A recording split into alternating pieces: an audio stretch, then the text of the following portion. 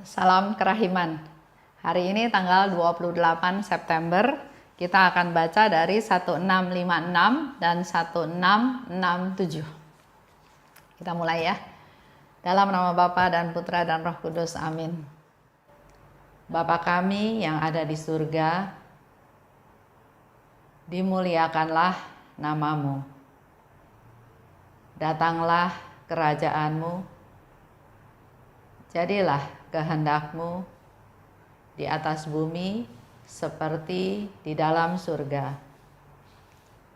Berilah kami rejeki pada hari ini, dan ampunilah kesalahan kami, seperti kami pun mengampuni yang bersalah kepada kami.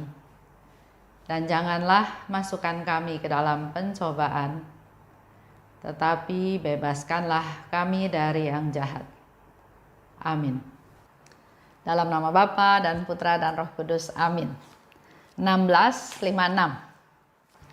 Ya Yesusku, bagiku Engkau melampaui segala sesuatu yang ada di dunia ini. Meskipun penderitaan-penderitaan itu berat, Engkau menopang aku. Meskipun saat-saat kesepian itu mengerikan, Engkau membuatnya manis bagiku. Meskipun kelemahan itu besar, Engkau mengubahnya menjadi kekuatan bagiku. Aku tidak tahu bagaimana melukiskan semua yang aku derita. Karena itu, yang telah kutulis hanyalah satu titik kecil. Ada saat-saat penderitaan yang sungguh-sungguh tidak dapat kutulis. Tetapi dalam hidupku ada juga saat-saat ketika bibirku harus tinggal diam, tidak mengucapkan satu kata pun untuk membela diri, dan menundukkan diriku sepenuhnya kepada kehendak Allah. Kemudian Tuhan sendiri membela aku dan mengajukan tuntutan-tuntutan atas namaku. Permintaan-permintaannya Ia beberkan sedemikian rupa sehingga semuanya dapat dilihat bahkan secara lahiriah. Tetapi ketika aku menyaksikan campur tangannya yang begitu mencolok, yang menjadi nyata lewat hukuman-hukuman, dengan tulus hati aku mohon kepadanya agar Ia memberikan kerahiman dan pengampunan. Tetapi aku tidak selalu didengarkan.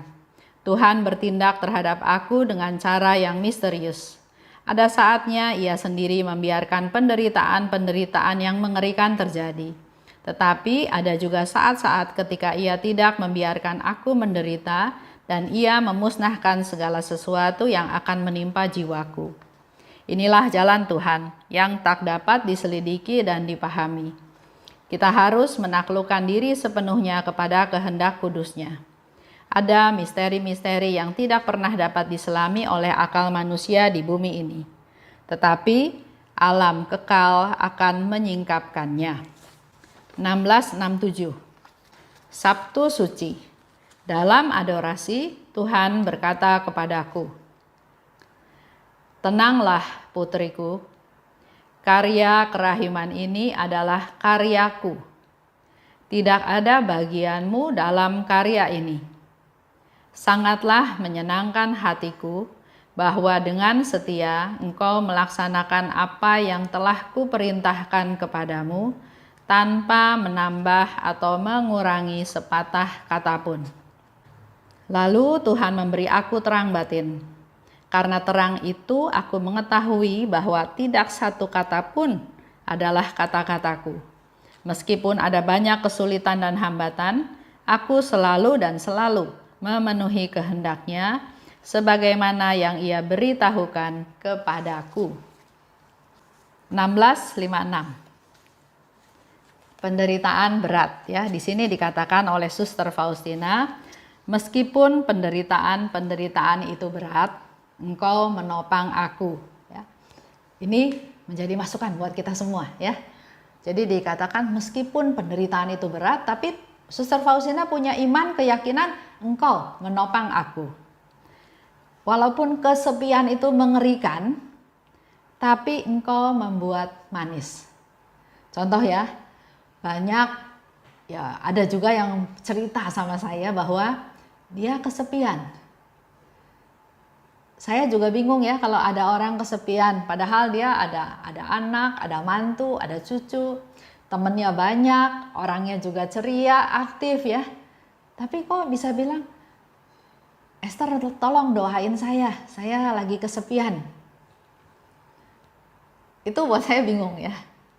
Tapi di sini Tuhan katakan, atau Suster Faustina katakan, walaupun dia mengalami kesepian yang mengerikan.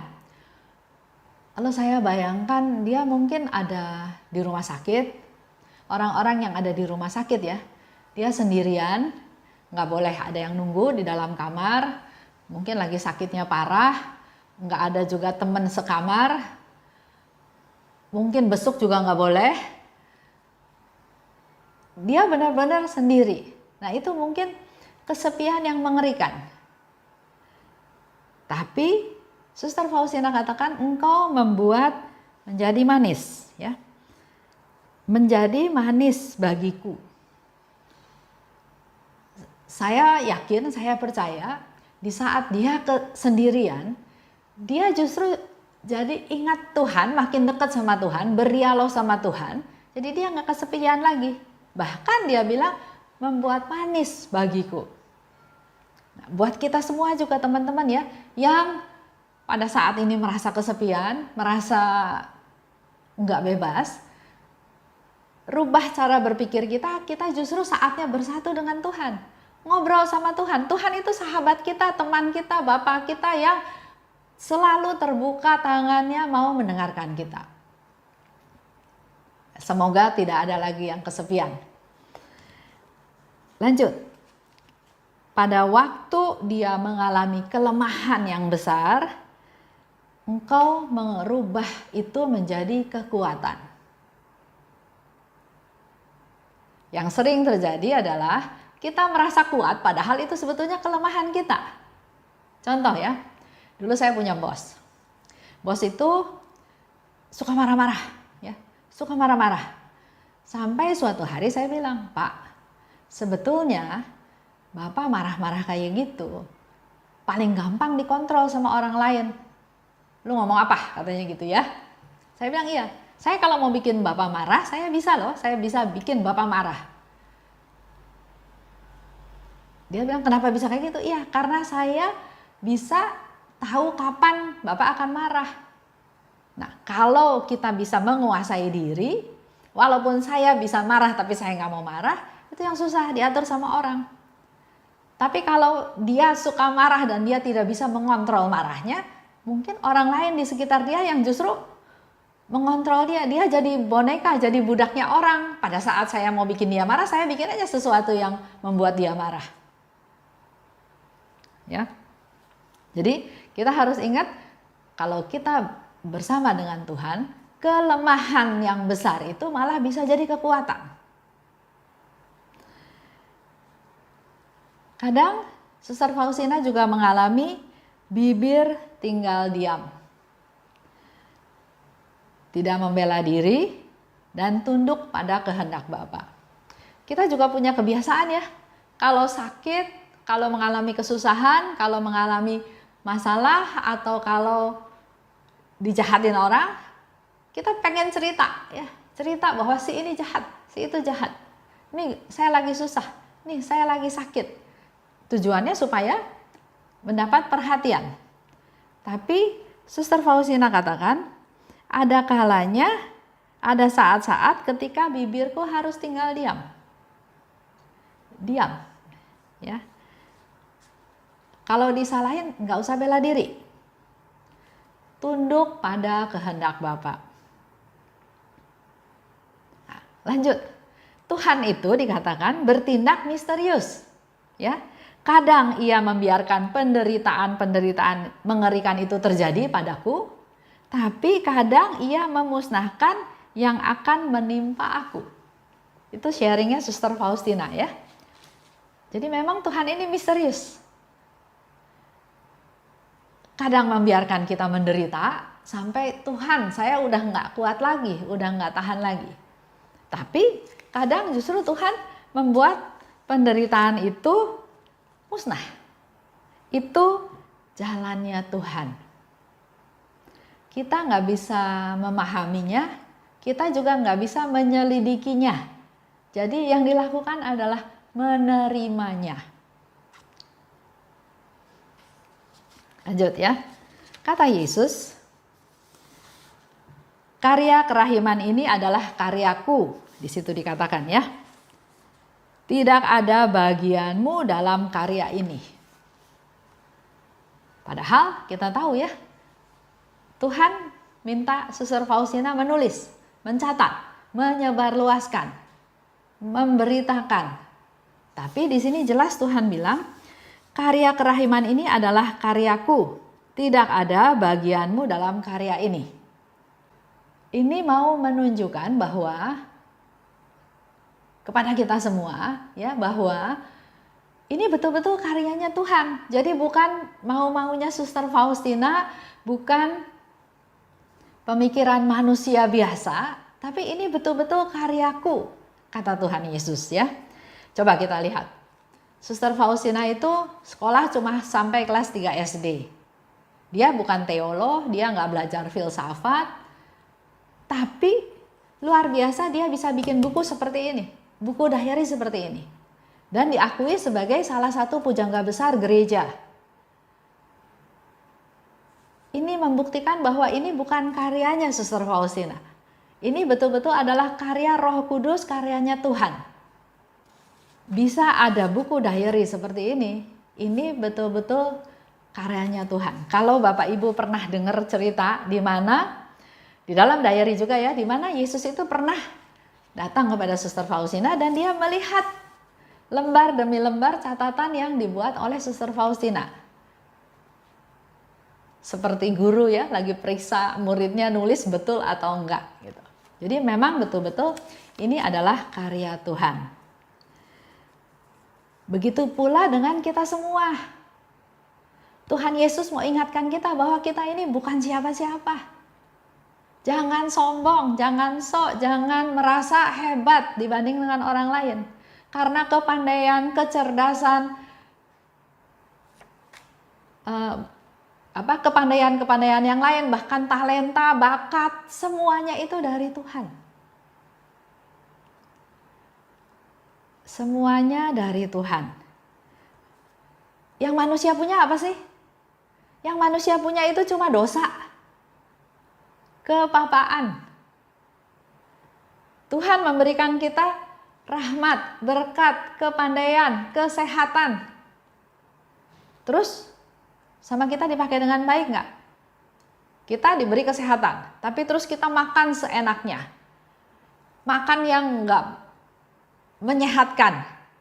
Makan yang show, mau pamer bahwa saya bisa makan banyak, saya bisa beli makanan yang mahal, nggak peduli itu sehat atau nggak sehat, tapi saya bisa menunjukkan bahwa saya bisa.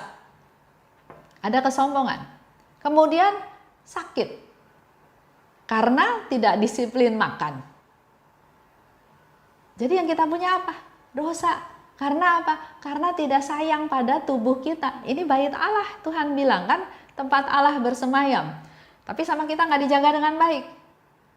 Hanya memanjakan mulut membuat kita jadi sakit. Itu juga kedosaan. Dosa rakus. Lanjut ya. Tidak ada bagianmu dalam karya ini, seperti yang dikatakan oleh Yesus kepada Suster Faustina. Contoh dalam kehidupan kita sekarang ini, ya. Ada yang merasa bahwa komunitas itu besar karena saya. Ada yang merasa bahwa sayalah penggerak. Ya, ada kesombongan. Terus ada komunitas lain. Kerahiman Ilahi juga. Dengan ketuanya yang lain. Dengan grupnya yang lain. Terus merasa saya nggak senang. Saya merasa disaingi. Saya merasa tidak dihargai. Padahal siapa saya? Tadi dikatakan kita manusia itu nggak ada apa-apanya. Semuanya itu dari Tuhan. Tuhan memakai kita untuk mungkin mendirikan komunitas. Tapi Tuhan mungkin memakai orang lain untuk supaya komunitas ini bisa berjalan dengan baik. Tuhan mungkin pakai lagi orang lain untuk supaya komunitas ini berkembang. Jadi bukan jasanya kita. Ada ya satu orang, satu ibu, dia merasa berjasa terhadap komunitas tersebut. Jadi dia mau bikin aturan ini, aturan itu, semua harus ikut karena dia yang membuat komunitas tersebut katanya ya. Kemudian masuklah anggota baru, di mana ternyata anggota itu bisa lebih menyesuaikan diri dengan komunitas sehingga banyak yang lebih setuju atau nurut kepada orang baru tersebut. Si ibu yang merasa berkuasa, merasa ini jasa saya, marah, dia bilang, saya nggak butuh komunitas ini, saya masuk ke komunitas lain. Itu juga kesombongan, menunjukkan bahwa saya udah nggak butuh, saya bisa masuk ke komunitas yang lain. Di komunitas yang lain, dia memaksakan kehendak dia, jalan pikiran dia dengan mungkin kepandaiannya, dengan keadaan keuangannya, dengan banyak ide-idenya, yang juga belum tentu bisa diterima oleh komunitas tersebut. Nah, sekarang kita diingatkan oleh Tuhan, bahkan ke Suster Faustina pun Yesus bilang, tidak ada bagianmu dalam karya ini. Ini semua karyanya Tuhan. Tuhan yang memakai kita untuk supaya kita menjadi alatnya, supaya rencana Tuhan bisa terlaksana. Lanjut ya, dikatakan lagi, sangat menyenangkan hatiku bahwa dengan setia engkau melaksanakan apa yang telah kuperintahkan kepadamu. Jadi Yesus mau katakan ini juga kepada kita semua. Kita bisa menyenangkan Tuhan kalau kita melaksanakan perintah Tuhan dengan setia. Tanpa menambah, tanpa mengurangi satu kata pun. Jadi idenya semuanya itu berasal dari Tuhan. Tuhan suruh A, kita lakukan A. Tuhan suruh B, kita lakukan B. Kita hanya alat di tangannya Tuhan. Jangan kita tambah-tambah mengatur sesuatu, jangan juga mengurangi sesuatu. Setia. Setia melaksanakan yang kuperintahkan. Yesus datang ke dunia untuk menyelamatkan kita, semua umat manusia. Hal ini dilakukan karena Yesus taat kepada Bapa. Dia ingin melaksanakan, mewujudkan rencana Bapa untuk keselamatan seluruh dunia. Misalnya dalam doa Koronka ya. Kita sering merubah atau menambah sesuatu dalam doa Koronka. Padahal di sini dikatakan sangat menyenangkan hatiku kalau engkau setia melaksanakan perintah-perintahku dengan tidak menambah atau mengurangi kata-katanya. Nah, sekarang kita refleksi dengan doa Koronka kita. Dalam doa Koronka jelas Yesus mendiktekan kepada Suster Faustina apa yang harus dilakukan, didoakan, dikatakan dalam doa Koronka. Doa Koronka itu satu paket. Ini doa Koronka ya. Tapi Bapak Ibu bisa dengar juga di YouTube, masih ada beberapa yang melakukan doa Koronka dengan menambah peristiwa-peristiwa. Doa Koronka bukan doa rosario. Kalau di dalam doa rosario memang sudah dijelaskan ada peristiwa gembira, ada peristiwa sedih, ada peristiwa terang, ada peristiwa mulia. Di setiap peristiwa itu ada lima subtema lagi ya. Misalnya peristiwa gembira, Maria menerima kabar gembira dari malaikat Tuhan. Maria mengunjungi Elizabeth saudaranya. Yesus lahir di Bethlehem. Maria mempersembahkan Yesus ke bait Allah. Yang kelima, Yesus diketemukan di bait Allah. Memang setiap 10 Salam Maria diawali dengan permenungan seperti itu. Tapi dalam doa Koronka enggak.